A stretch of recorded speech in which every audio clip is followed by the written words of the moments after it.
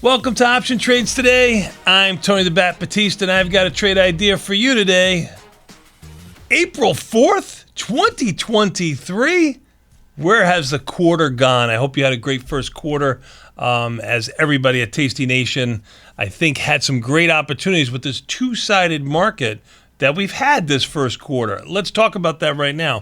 Even the S&Ps are down around $24, and you can see here over the last week or so, they've had a huge run. The Russell, on the other hand, also down today, but down almost 2%. Even the S&P down around 0.25%. And as you can see from this year-to-date chart that I have up here, the Russell has not gone up as much or nearly as much as the NASDAQ. Again, a 1 year-to-date chart here, the NASDAQ or the E-mini S&Ps. So in my portfolio, I'm fairly delta neutral right here. Maybe a little bit long some banks like in KRE, that's hurting me a little bit. Short a little bit of premium in Tesla, which has been helping me a little bit. But I'm going to put on a trade today in the Russell or IWM. Why? Let's take a look at what the IV rank is in each one of these different indices. SPY has got an IV rank of 7 and change. The Qs have a IV rank of 3 and change.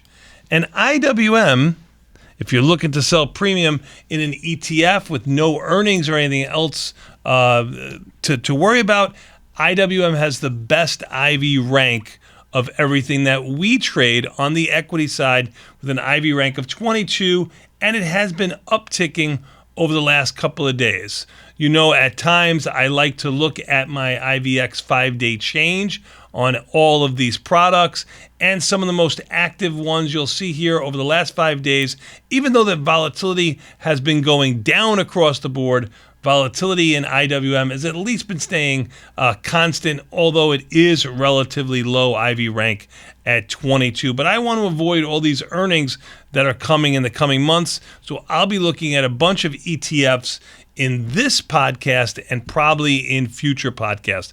All right, what am I going to do here?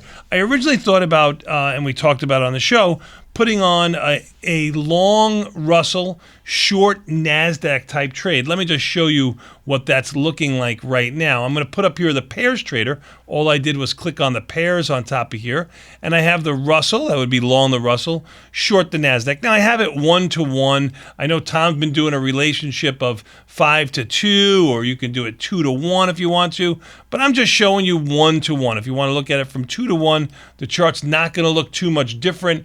It's exactly on its lows. So for me, it became an interesting trade, but I decided since the Qs and even the S&Ps, if you want to change this to ES, even the S&Ps and the Qs have relatively low or extremely low IV rank. I'm not going to do any part of the pairs trade. I'm just going to put on a slightly bullish trade in IWM, which is smaller than the Russell Futures. I'm trying to get as small as possible. I also changed my screen for the ease of use just for you by clicking on this little funnel here. I went to regular expirations only. Those are the monthly expirations that we like to trade instead of clicking on all expirations. And when you put on all expirations, you can see the screen gets a lot more crowded. So just for your viewing pleasure, all I did was click on regular options here.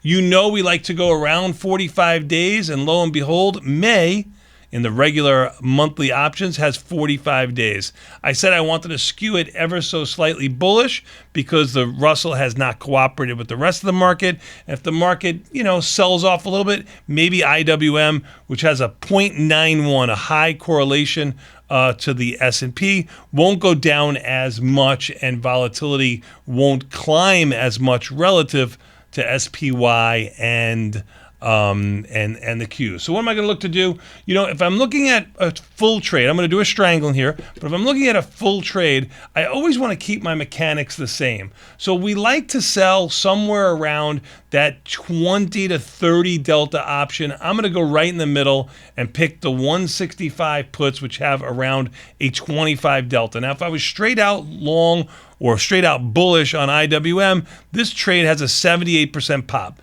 So one of the two legs that I'm doing, I love the setup. Okay, of course you have to be bullish, but it does have a 78% pop. It does have a positive theta decay. I'm sorry, a positive delta, which is what you want if you were just straight bullish. I'm a little bit more neutral, so give me a moment. I'm just breaking it down one by one. Positive theta decay, and obviously the beta weighted delta is about half of what it is in SPY, because IWM is just about half the size of SPY. So I'm getting as small as I can with my assumption on this overall trade. All right, so what am I going to do to the upside? I like, and I think I'd be a lot more successful if every time I had a directional bias, I sold something on the other side with less delta, because let's be frank here, not everybody gets direction correct, especially the day they put on the trade. So I'm going to try to cut that delta by about 2/3 or so.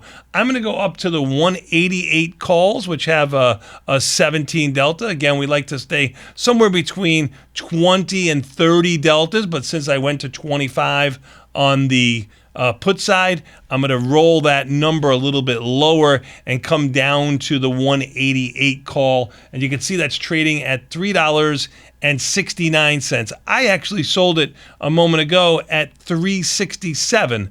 So you can do this trade better than I did. Now, again, I'm showing you and placing a lot of these trades in a margin account. This is a regular margin account. Uses $2,500 and change, $2,530. I'll round up. The probability of profit is 65%. Obviously, it's lower than the naked put because you have risk on both sides, but the credit you receive is a lot higher. The delta is only long 8.5 instead of the 25 that I had before, because I'm bullish, but I'm not crazy bullish. I'm actually, a little bit bearish on the overall market, but I just think IWM has gone down a lot more than everything else. Maybe it'll stay sideways for a little bit more. It has a positive theta decay of 9, and my beta weighted delta is cut to 4 from 12 a moment ago. Now, a lot of people say and look at this trade in my Bob's IRA that you get here when you go when you click this little follow tab right here, and you can go down to Bob the Trader in the IRA, and you'll say, well, you're showing this trade in your IRA account. And I do place this trade in my IRA account. You can sell naked calls in your IRA account at Tasty Trade. I don't know if you can do it at the brokerage firm that you're at right now, but at Tasty Trade you can. I showed you I collected $3.67, and I give you the reason, or at least tell you what the opening trade is. You could say here, sold strangle with a 64% pop. Here was the original price of IWM. Was a little bit higher, about 10 cents higher than where it is right now, and I just placed this trade at 10.48. It's a skewed delta long strangle. Now, if you're in an IRA account and you'll be using something like $16,300 to put on this trade, that's the gimme to the gotcha for being able to sell naked options or naked calls in an IRA. You could simply always make a synthetic strangle on just about anything and almost duplicate this $2,500 in buying power that we're using in this IRA account. Let me demonstrate that for you. So we sold the 188 call. I'm going to go up to the 206 call, just because it's around $2,500. That's all I'm really doing. Again, this option is trading for pennies, 5, 6, 7 cents. You can pick any one of these options that you want, probably under 20 cents or something like that. And I'm going to go down around $25 lower on the put side.